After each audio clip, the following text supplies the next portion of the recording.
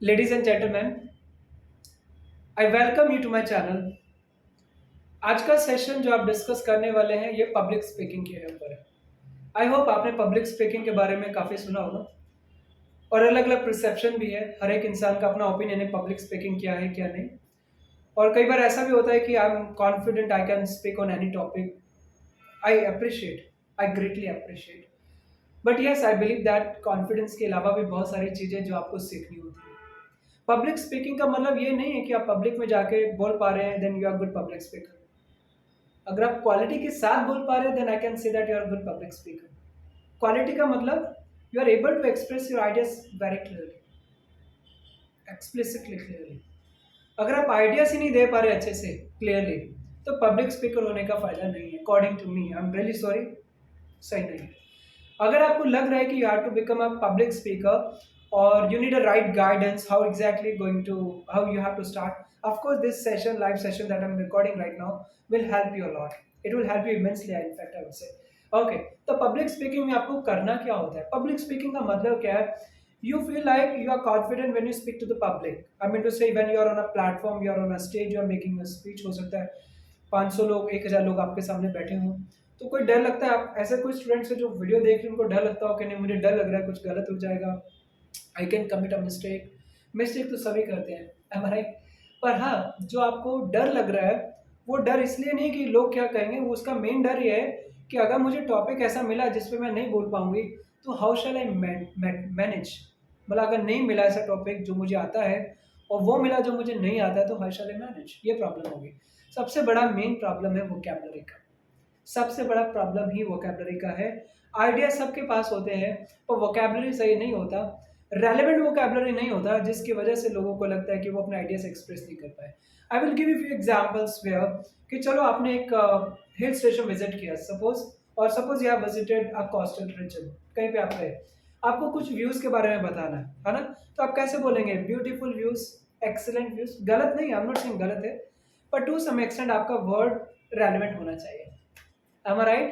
Can I say that fantastic, the journey was fantastic, or I'm saying the journey was good? तो दोनों में difference आ जाता है। The view was beautiful. Yeah, I experienced beautiful views. Or I can also say that I experienced spectacular views. तो words का difference आ रहा है, beautiful views, spectacular views. बस यही डिफरेंस होता है B1 और C1 और C2 के बीच।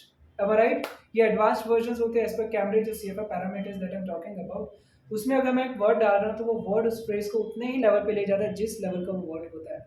अभी उसके ऊपर ही डिपेंड करेगा, राइट? अभी सिचुएशन कुछ और है। When we talk about public speaking, लोगों के मन में कुछ ऐसे परसेप्शंस होती है कि I am confident enough, you give me topic I can speak, although anybody can speak, but question ये भी है, can you, are you able to speak with quality? Are you able to speak with relevant vocabulary? Are you able to speak with necessary expressions that you're supposed to have, जिसको body expression, body language भी बोल सकते हैं। वो सब चीज़ों के combination को हम पब्लिक स्पीकिंग बोल सकते हैं। जस्ट बोलना इज नॉट एवरीथिंग। अकेला बोल के आ जाना काफ़ी नहीं है। हमें बोलने के साथ साथ उसके अंदर क्वालिटी भी देखनी है कि एक सपोज पार्ट है, जैसे हमने ब्यूटीफुल का एग्जांपल लिया, वैसे मुझे बोलना है कि this was a traditional house. Traditional house बोलने के बजाय मैं कोई ऐसा वर्ड नहीं बोल सकता जैसे a picturesque house, a picturesque. Please try to speak after me. Picturesque, picturesque. So when I say that picturesque, picturesque means it's quite modern, but still it is having the old-fashioned style. It is extremely beautiful. For example मैं हवेली में गया खाना खाने, Delhi side में था, तो वहाँ पे ऐसा हवेली जैसा सिस्टम है, बहुत अच्छा बना था, एक्सट्रीमली ब्यूटीफुल। जब मैं अंदर गया तो वहाँ पे ट्रेडिशनल वे से लोगों ने कपड़े डाले थे बड़े बड़े, है ना? वो अपने हाथ में कुछ डंडा सा लेके घूमते थे, जैसे पुरानी सोसाइटीज में वी रिस्पेक्ट एवरी कल्चर, है ना? ट्रेडिशंस है हमारी, तो उस कल्चर को प्रेजेंट करते हैं। It's really good, you feel awesome जब आप जाते हैं। यानी कि जब ऐसी सिचुएशन थी, एक्सट्रीमली ब्यूटीफुल, और कल्चर के साथ कुछ अटैच किया हुआ है ओल्ड फैशन की तरह पे, then I am suppose to use a word that is pictures. So can I say that a picturesque hotel? Can I say that a particular city is a picturesque city? That means it is extremely beautiful, but being very beautiful, it is also having some traditional looks, or it is having some old fashioned looks. तो ऐसे situation में हमारा words ही सबसे बड़ी चीज़ है जो matter करता है। Rather saying I can speak, better है कि कैन आई स्पीक इफेक्टिवली और no. That should be the part of consideration when I try to become a good public speaker. And again there are few more things that the people generally consider. जैसे उसमें आ जाता है confidence, anxiety. कुछ लोगों के अंदर excitement बहुत होती है जल्दी बोलने की, इतना ही बोल जाते हैं कि बाद में रियलाइज होता है कि शायद वर्ड जो बोला था वो अप्रोप्रिएट नहीं था, या फिर I went out of the context जो नहीं जाना चाहिए था, या फिर मुझे जो बोलना था वो ही नहीं बोला जिस चीज़ को पूछा गया था।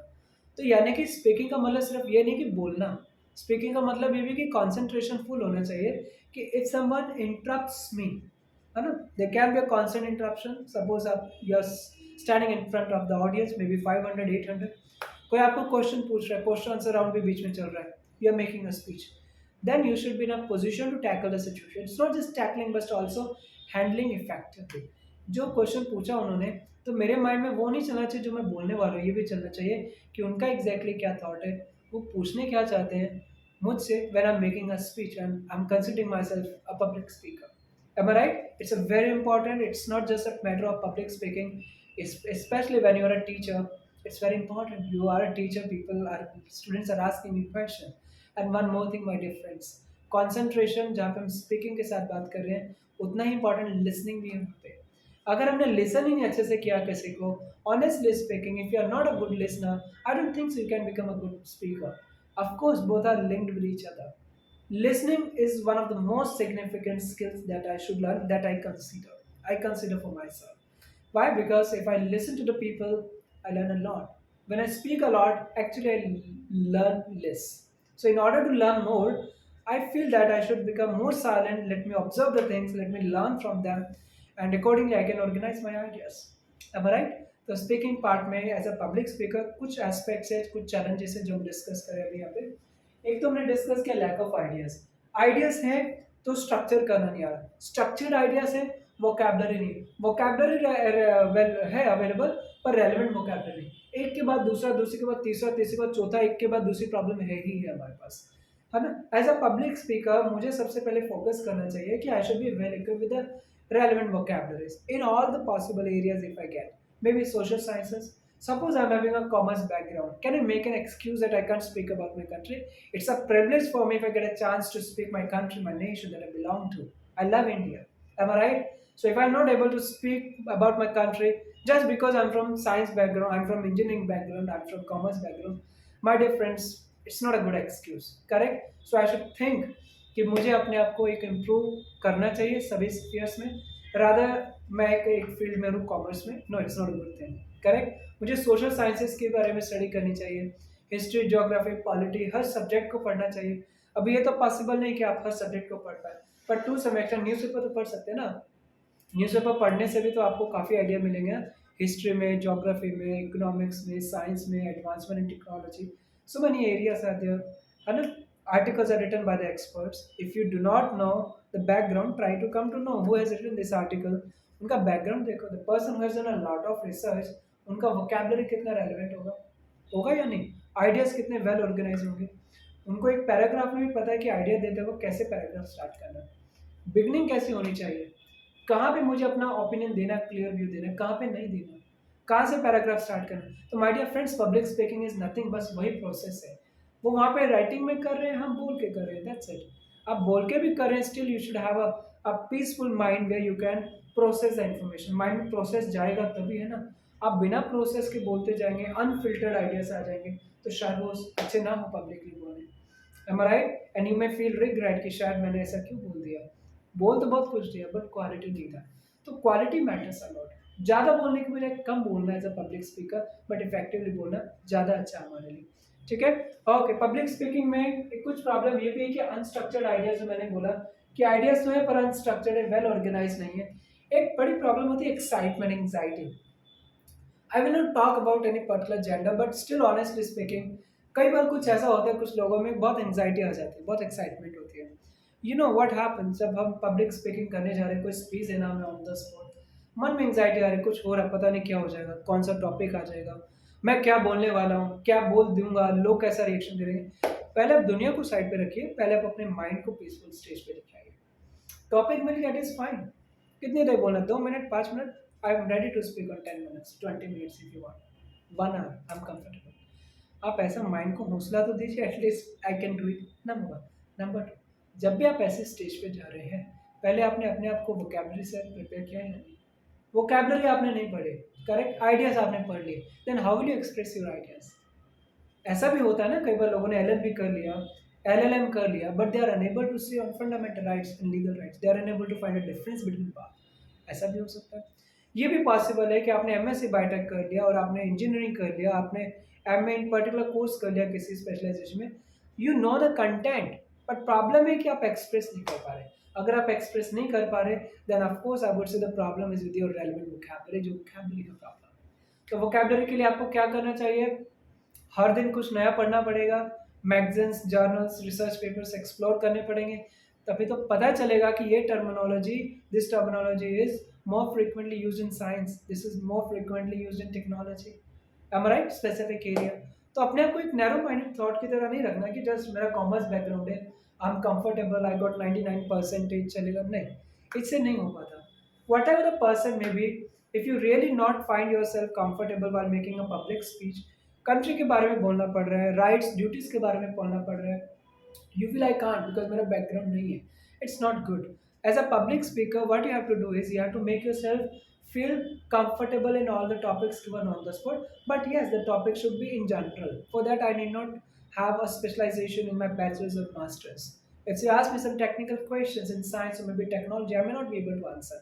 But if you ask me what is the significance of technology, could you please look into both the positive and negative aspects of launching a particular service and technology or in our country, then I should be able to express my ideas. That's what we are looking for the people who could speak more fluently. Fluency के साथ साथ आप पहले importance दीजिए vocabulary को, coherence को, cohesion, कैसे आप आइडियाज को एक्सप्रेस कर रहे हैं।